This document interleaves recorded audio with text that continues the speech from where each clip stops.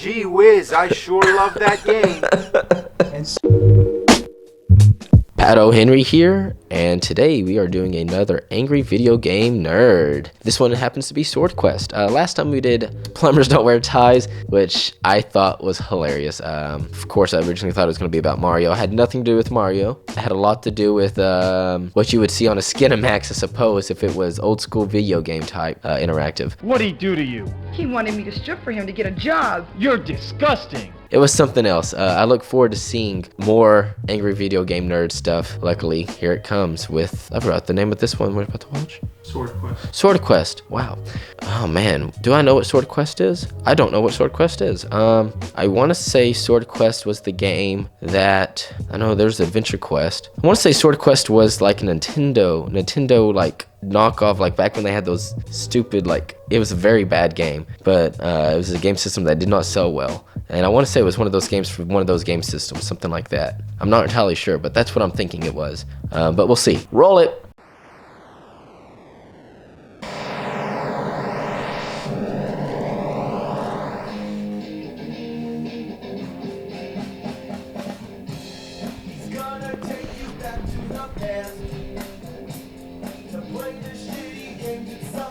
He'd rather have a buffalo, take a diarrhea dump in his ear. He'd rather eat the rotten asshole of a roadkill stump and down it with beer. He's the angriest gamer you've ever heard. He's the angry Nintendo nerd. He's the angry Atari Sega nerd. Video game nerd.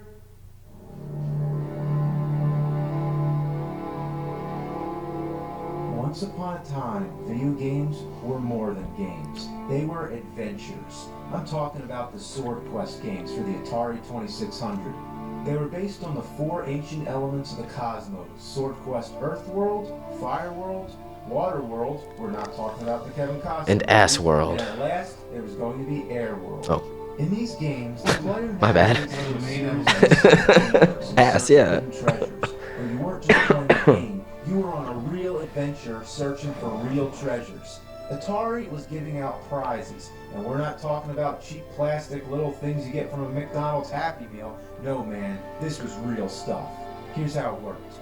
First, you have to buy the games, which all came out one at a time. If you became a club member, they'd mail you a I wonder how much t-shirt those prizes are worth now. as soon as they got released. Not to mention, each game came with a poster and a DC comic book. The games were all about finding clues, so you'd write down all the clues and send them to Atari. Those who found the most would go to Atari headquarters to compete in the finals. Here they'd have custom-made versions of the game, which the players had 90 minutes to finish. Whoever finished first would win the prize. The winner of Earthworld got a talisman made of 18-karat solid gold studded with 12 diamonds and the birthstones of the 12 zodiac signs.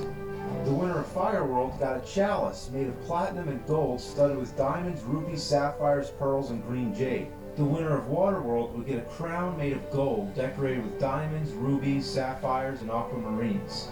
The winner of Airworld would get a Philosopher's Stone, a large piece of white jade encased in an 18-karat gold box adorned with emeralds, rubies, and diamonds. Damn.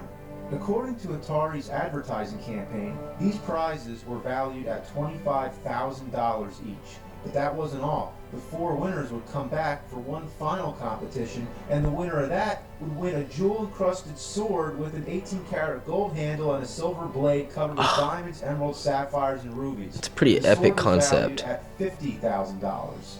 In total, that's $150,000 worth of treasures, and this was in 1982 and 83, so you can balance that out. Not since the medieval times have I heard of a treasure quest of this magnitude. It makes you really excited to play the games, so that's what I call a promotion. You'd be wearing your Sword Quest t-shirt with your comic books and posters, drinking out of your gold chalice with your crown, Philosopher's Stone and sword, and not to mention your Sword Quest video gaming cartridges exclusive from Atari. Well, too bad the contest is all over, so there's not much point in playing the games today. If you picked up one of these games right now with no instruction manual and no explanation, you wouldn't have any idea what to do. Every time you go to the next room, it sounds like an explosion. That's what's so great about Atari. Something as simple as going through a door is an event. Every room's a different color, and there's no end. It just keeps going and going. If you look at the manual, you'll see that each room represents a sign from the zodiac, and if you keep moving, you'll come around full circle. But there's only so many colors, so it's easy to confuse Aries with Libra or Capricorn with Leo. Each room has a hidden chamber where you find treasures, but sometimes before you get to the treasure, you have to pass through a nuclear waterfall or jump on laser rafts. These kind of games, you gotta use a lot of imagination. When you get to a treasure chamber, you can pick up items or drop them. By putting the right combination of items in a certain room, you'll trigger a clue. Whoa. Now what could that mean? 16:4. Page numbers? Comic book. Oh, yeah. Page 16, panel 4. I don't see anything. Wow.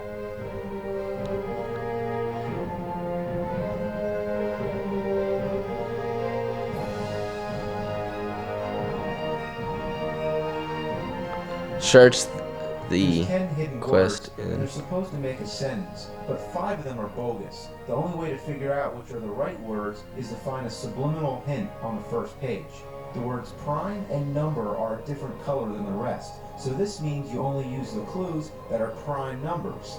Let me tell you, in 1982, people had a lot of time on their hands and a lot of creativity to figure Quest this and out. Tower. Out of 5,000 entries, only 8 gamers got the right sentence. The winner was 20-year-old Stephen Bell. Good work, man. The second game, Fire World, was basically the same principle, except this time the rooms are laid out to follow the Tree of Life. The only things that are very different from the first game are the action sequences. What are we doing here? Hitting birds with a pole? Throwing knives? Now you're actually steering knives into a turkey club sandwich. This part, you're like a black eagle shooting bullets at snakes, all with glorious Atari sound effects. Ugh. I think this game was a little easier than Earthworld because this time over 50 gamers found all the clues. So Atari had sort of a tiebreaker where they made everyone write down what they liked about the game. Damn, that's a good game. Gee whiz, I sure love that game. And somehow, based on those answers, they narrowed it down to 50 contestants. Michael Rideout was the final winner and received the Golden Chalice. The third game, Waterworld, is when the shit hit the fan. The infamous video game crash of 1983 was taking effect. Oh no. Waterworld was released in a limited quantity, making this an extremely rare game. It had only 7 rooms, significantly less than the previous games. This time it was based on the chakra structure. Appropriately, its action scenes all had something to do with water.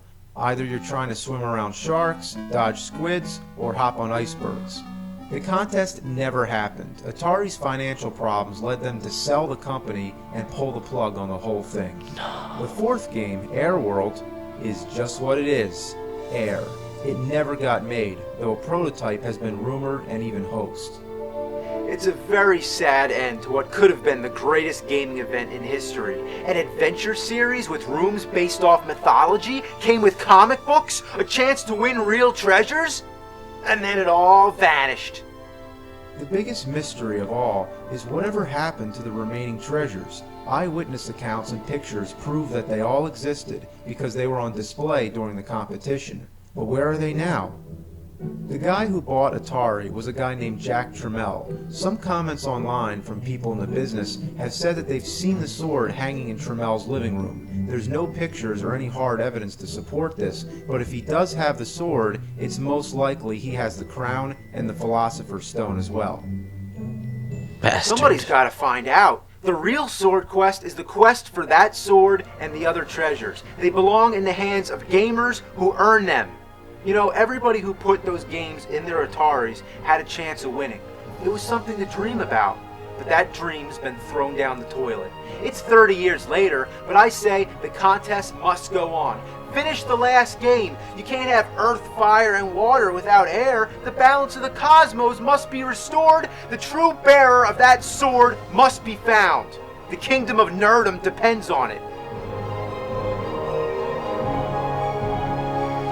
Well, that was sad. Like, what I mean by sad is, like, as a video game nerd myself, I'm very upset that that was, like, a game that didn't have its actual ending, because it was, you know, Atari got shut down and sold and everything like that. The concept of, like, giving prizes for beating a game and being the first ones to do so and having a competition like that, that's fantastic. I'm going to do research to see how much those items are worth. I'm actually going to do research to see how much Waterworld is worth as well, because they said it was a rare game. It's probably just a collector's game, no reason to play it, but it's definitely a collector's item. It's probably worth a lot of money. But oh man, if I had money, I'd try to collect all of those Sword Quest items, because I mean, imagine being that guy who has all of those items. I would just show it off, you know, getting all the pussy for having all the Sword Quest items. That's exactly what would happen. That actually made me really sad for the night, because I really would love to have seen an ending of that. That way you could go down in history to see who's won things like that. It'd be a really cool reboot where they did maybe